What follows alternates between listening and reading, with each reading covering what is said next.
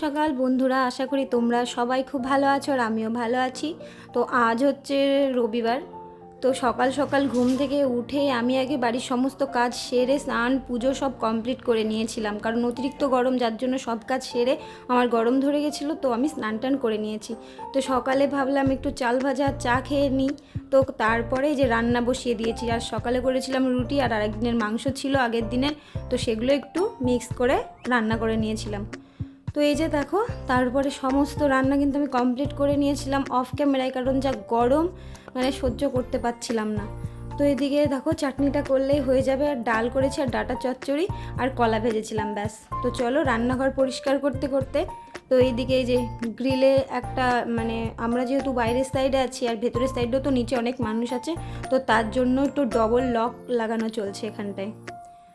তো চলো এদিকে আমি চাটনিটাও রান্না করে নিলাম।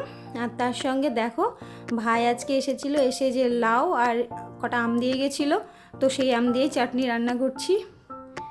তো এই যে রান্নাবান্না কমপ্লিট করেই আমি চলে এসেছি এখন ঘরদোরটা ঝাড় দিতে, কারণ সকালে একবার ঝাড় দেওয়া মোছা কিন্তু আমার হয়ে গেছে। তারপরেও রান্নার পরে মানে টুকিটাকি একটু ধুলো বালি সারাদিনে তো পড়ে, তো সেগুলোই আমি একেবারে ঝাড়টা দিয়ে নেব। আর প্রচণ্ড পরিমাণে গরম পড়েছে, যার জন্য মানে স্নান করেও আমি শান্তি পাচ্ছি না, চারিদিকে অতিরিক্ত গরম। তো এত গরম, রোদের ছটা দেখে বুঝতে পারছো যে কতটা রোদ, টানা রোদ পড়েছে আর গরম পড়েছে। তো এই যে বাইরের যে রোদের ছটাটা সেটাও কিন্তু ঘরে চলে আসছে, চোখে লাগছে। মানে এতটা রোদ, বাইরে থাকা যাচ্ছে না, সারা দিন জিমির খুব কষ্ট হচ্ছে অতিরিক্ত গরমের জন্য। তো এদিকে ছেলে দেখো, ওকে স্নান টান করিয়ে দিয়েছি আর ও এখন ঘুরে বেড়াচ্ছে। তো ও একটু বাইরে গেছিলো খেলা করতে, আর এত রোদের মধ্যে মানা করছি যে যাস না, অতিরিক্ত গরম, তো ও তো শুনবে না, ও চলে গেছিলো। আর আমি এই দিকটা সমস্তটা ঝাড়টা দিয়ে নিচ্ছি, আর ঝাড়টা দিয়ে যে জুতোগুলো আমি ঠিক করে নিলাম। তো চলো বাদ বাকি কাজগুলো করে নিই। এদিকে ঝাড়টা দিলে না যে ধুলোতে বারবার এত হাওয়া টানছে, মানে গরম ঠিক আছে হাওয়া দিচ্ছে, হাওয়াটাও যেন খুব গরম। তো যতই ঝাঁট দিই না কেন ধুলোগুলো এসে ঠিক আবার সেই ঘরে চলে আসছে। তো একটু নিচে নেমে অনেকটাই ঝাঁট দিয়ে নিলাম।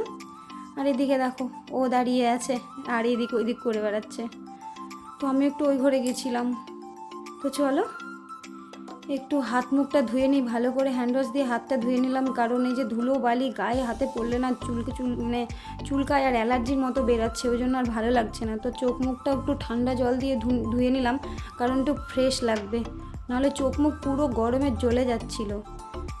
তো রান্না করতে গেলে তো বিশাল কষ্ট হচ্ছে এত গরমে, মানে কি রান্না করব আর কিভাবে করব সেটা বুঝে পাচ্ছি না। তো চলো একটু বাইরেও ঘুরে নিই, রোদটা এখন একটু কমেছে। তো এই যে দেখো জামা কাপড় কিছু ছিল না আজকে, সেরকম কয়েকটা ছিল। তো এই যে ছাদে একটু ঘুরে নিলাম, কারণ এবার খেতে বসবো।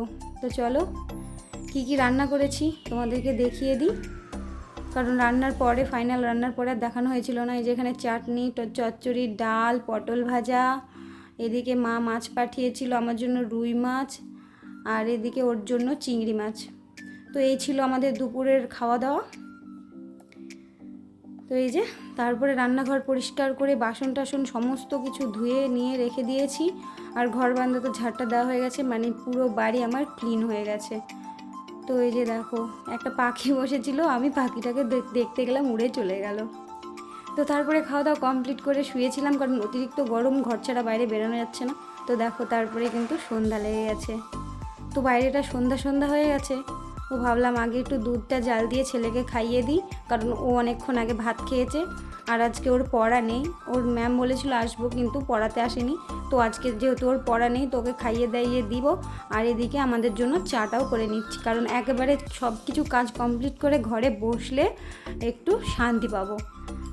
তো এইদিকে দেখো পুরো চাটা সব চা পাতি দিয়ে ওর মধ্যে চিনি টিনি দিয়ে আমি কিন্তু চাটাকে করে নিয়েছি।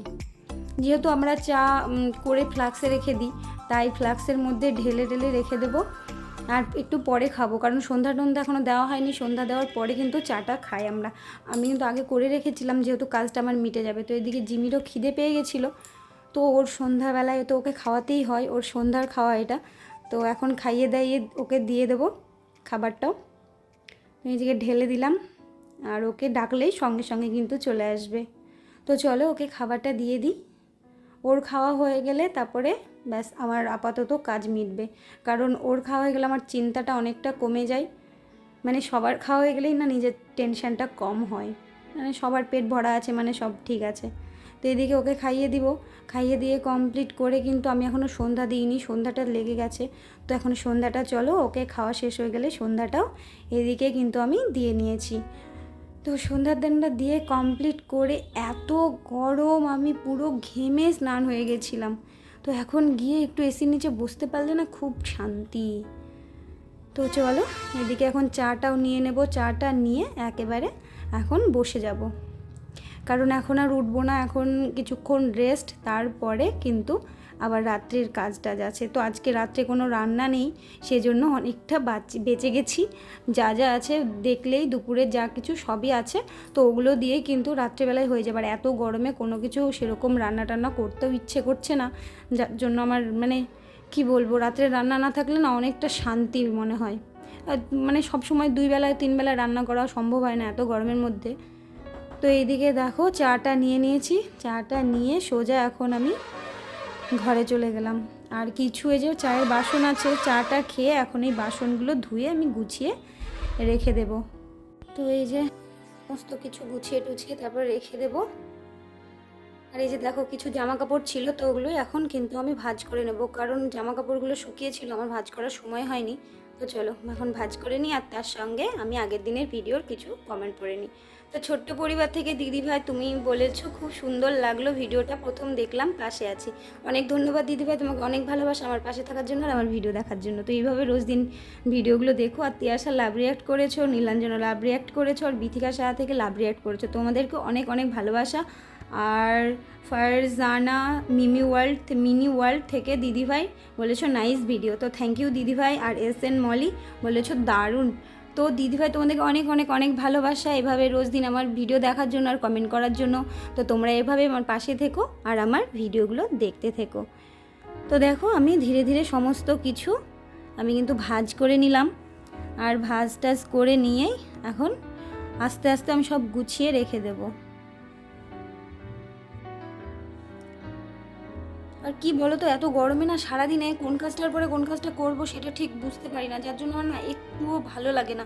এত গরম, শীতকাল হলে কি একটা শীতের মধ্যে ঘরের মধ্যে বসে চাদর সোয়েটার গায়ে দিয়ে বেশ কাজগুলো, যদিও কষ্ট হয় জলের কাজগুলো করতে, তারপরেও কিন্তু খারাপ লাগে না। আর এই গরমকালে সারাদিন এক এক অতিরিক্ত গরম, তারপরে রাত্রিবেলায় গরম, মানে কিছুই যা ভালো লাগে না।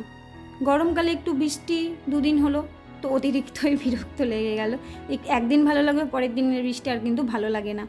তো এখন আবার চাইছি একটু বৃষ্টি হোক, কারণ ওয়েদারটা ঠান্ডা হলে না আবার একটু মনটা শরীরটা ঠান্ডা হবে। তো এই যে এক এক করে সমস্ত কিছু ভাঁজ করে টোরে নিয়ে এখন না গুছিয়ে রেখে দেব। আর আজকে যেহেতু রান্না নেই, আগেই বলে দিলাম, সেহেতু কোনো আর টেনশন নেই।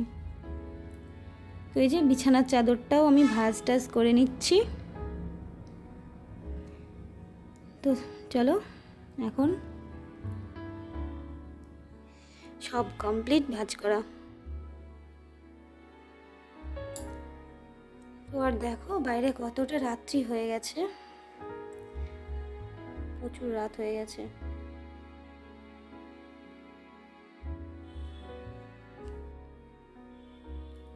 দেখো বাইরেটা কতটা রাত্রি, এটা এখানে কিন্তু আম বাগান। তো চলো আজকের মতো ব্লগটা এখানে শেষ করছি। যদি কিছু ভালো লাগে অবশ্যই লাইক কমেন্ট ও একটা সাবস্ক্রাইব করে দেবে।